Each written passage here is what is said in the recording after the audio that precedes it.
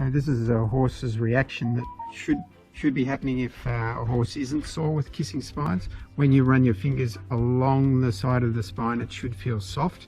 It shouldn't be bracing, and it shouldn't be reactive. It shouldn't stiffen up as you run your fingers along. You've got to go along here where the multifidus muscles are, and you've also got to go along the midline with a bit more pressure and going into each depression, putting a little bit of pressure to see whether there's any soreness there. But this is the sort of reactivity you should get on a normal horse. And this is a horse with kissing spines that is quite uncomfortable. If we go to the base of the wither where it's marked here with yellow, he is showing tenderness in the interspinous spaces in between the dorsal spinous processes or tips of the vertebrae. He's quite tender, and that's a reflection of strain between the vertebrae of the intervertebral ligaments particularly, and reflected in the multifidus muscles of the vertebrae. And if we go down further down into his back, he's got tenderness of the interspinous spaces under the saddle seat, and he's bracing these. He'll drop his back down if we put pressure here. This is all referred soreness coming out into the side of the back. The other thing is to put pressure along beside the vertebrae, and if it's tightening like this, you can see how the muscle itself is tensing up, or I can feel it going hard under my fingers. If it's doing that, then it's an indication of back pain under the saddle seat, and this is an indication of strain and bony interference involved with kissing spines. It's very treatable. Do not put a horse down because of this, or even retire it. It can be very well treated in the majority of horses.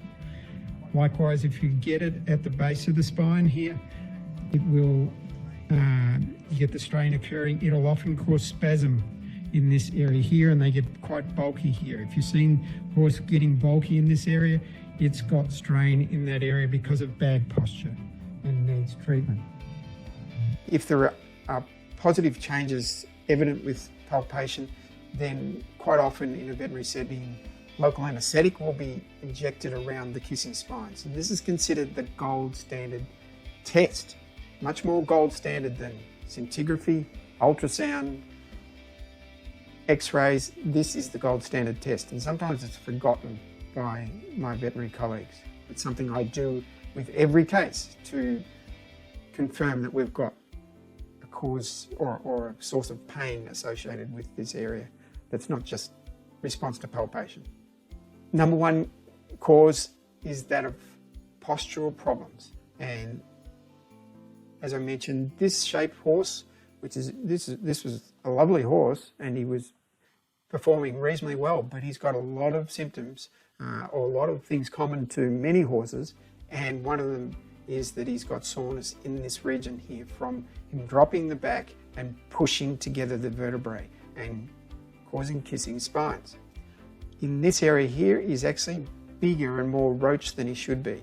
He's fuller in the muscle there, and this is part of inflammation of these joints in the lumbar region from the spine being pushed up and strained and restricted its mobility in that area, creating trouble. In the front end, we've got the head and neck high as well, and that's associated with further problems in the lower neck. We can't talk too much today.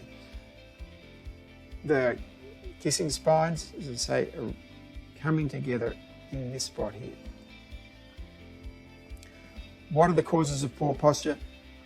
There are many and varied causes, and can be a very fit horse but end up with poor posture because of back pain in particular.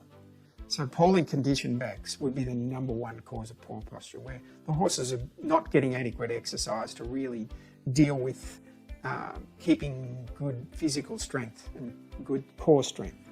If they've got a big fat belly, that will drag on their back as well. And it could be a pregnant mare that suffers the same sort of weight problem through the belly, and it's certainly not something that is bad in that case, but it's pulling on the back and pushing those vertebrae together.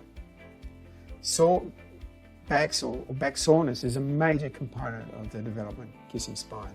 Horses drop and brace their back to protect their back from various forms of soreness, and that just winds up kissing spines, sadly. We know that sore mouths and jaws and teeth and getting problems will cause horses to lift their head and drop their back. If they've got uncomfortable tack around their head, but also particularly saddles, then that will cause them to drop their back as well and cause poor posture. If a horse has got sore feet, again, it will brace itself, and that will create problems with posture and lead to situations like this.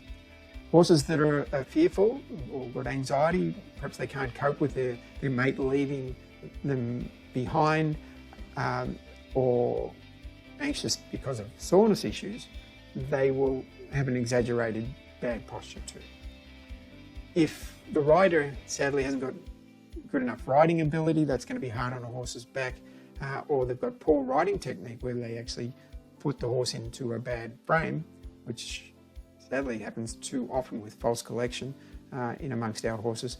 That can lead to or contribute to kissing spines as well. And sadly, there are some riders that are too heavy for their horse and the horse's back strength